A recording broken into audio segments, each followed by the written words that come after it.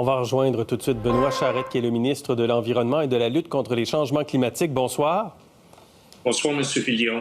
Pourquoi vous vous limitez aujourd'hui à une réduction de 12 millions de tonnes dans votre plan, alors que ça prend un plan pour 29 millions de tonnes? En fait, ce que l'on a présenté ce matin, c'est un pas dans la bonne direction. Donc, on a au jour 1 de la démarche identifié 42 des mesures à mettre en place. Non seulement les mesures sont identifiées, mais nous savons de façon bien précise quels seront leurs effets en matière de diminution de gaz à effet de serre et de surcroît, nous avons le budget pour financer ces mesures-là. La plupart des plans en Amérique du Nord, en fait, nous sommes vraisemblablement les premiers en Amérique du Nord à avoir un plan qui non seulement les mesures, les réductions et le financement, donc c'est une avancée qui est majeure. Et ce 42 Est-ce que le reste, le 58 qui manque, pourrait être financé par l'achat de droits sur le marché Californie-Québec? D'aucune façon. Cette nouvelle-là est partie de nulle part, sans fondement.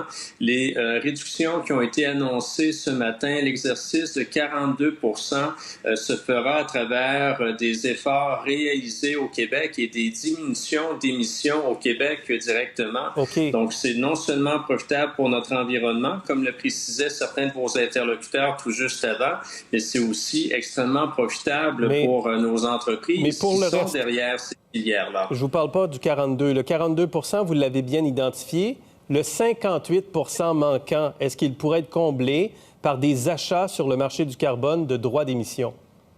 Nous n'en sommes pas là du tout. Donc, c'est ce qui me permettait de dire... Là, ça, c'est pas non. Monsieur Charette, ça, c'est pas non. Hein? Le 58 manquant, il pourrait être financé ou comblé, cet effort-là, en achetant des droits d'émission sur le marché du carbone?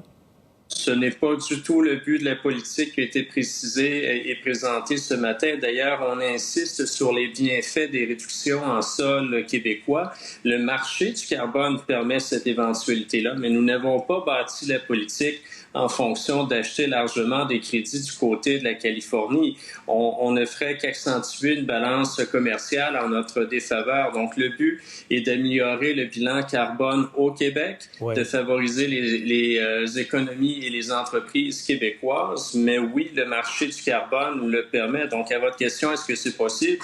La possibilité est là. Est-ce que c'est notre intention? Pas du tout. On veut favoriser le développement économique tout en diminuant nos émissions de gaz à effet de serre là, de façon significative. Pourquoi exclure l'écofiscalité de votre plan? Il y a même une commission de l'écofiscalité au Canada et en plusieurs endroits dans le monde, il y a du bonus d'un côté, il y a du malus de l'autre côté. Quand on veut atteindre des objectifs, on utilise les deux outils. Pourquoi vous excluez l'écofiscalité? En fait, on utilise déjà en partie ces outils-là. Je vous parlais de la bourse du carbone il y a quelques instants. Donc, à la pompe, il y a déjà un montant qui constitue en quelque sorte une formule d'éco-fiscalité. Ce que nous avons dit aujourd'hui, il n'est pas question d'augmenter le fardeau fiscal, pas davantage les tarifs pour les Québécois. Et ça devient très, très difficile. J'écoutais à travers différentes entrevues ou échanges aujourd'hui certains dire que ce sera au gouvernement de déterminer quel type de véhicule une famille, un ménage aurait besoin pour se déplacer.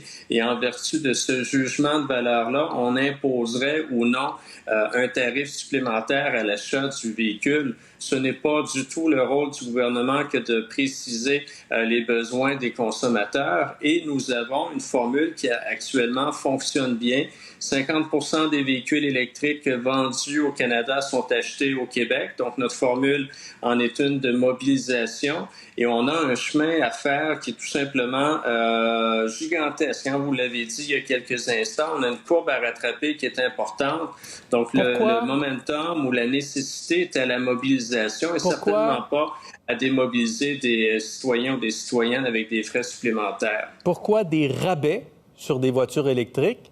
Pourquoi ça, c'est un jugement de valeur correct, mais des taxes sur des voitures polluantes, par exemple, pour décourager, pas pour payer la taxe ou le tarif, mais pour décourager les gens d'investir et d'acheter dans des véhicules dont la croissance des ventes est quand même exceptionnelle. Depuis 1990, les camions, là, en hausse de 263 % des ventes. Pourquoi vous ne le faites pas, ce pas-là?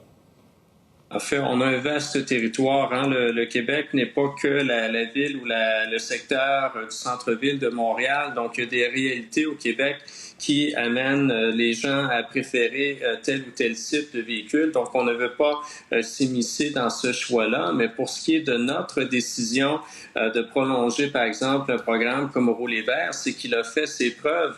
Et le but du programme est, oui, de créer un incitatif, mais surtout de faire en sorte que la subvention québécoise combinée à la subvention fédérale que nous souhaitons voir renouvelée, fasse en sorte que le consommateur a la possibilité d'opter pour un véhicule électrique à un prix comparable. Donc, on vient créer un mouvement, une roue en quelque sorte, qui éventuellement ne nécessitera plus de subventions de la sorte. Donc, ce ne sont pas des subventions qui vont demeurer éternellement, mais on vise un certain équilibre entre les véhicules électriques et les véhicules à essence. Monsieur Charette, merci beaucoup. Merci pour cet entretien ce soir. Plaisir, une belle fin de journée.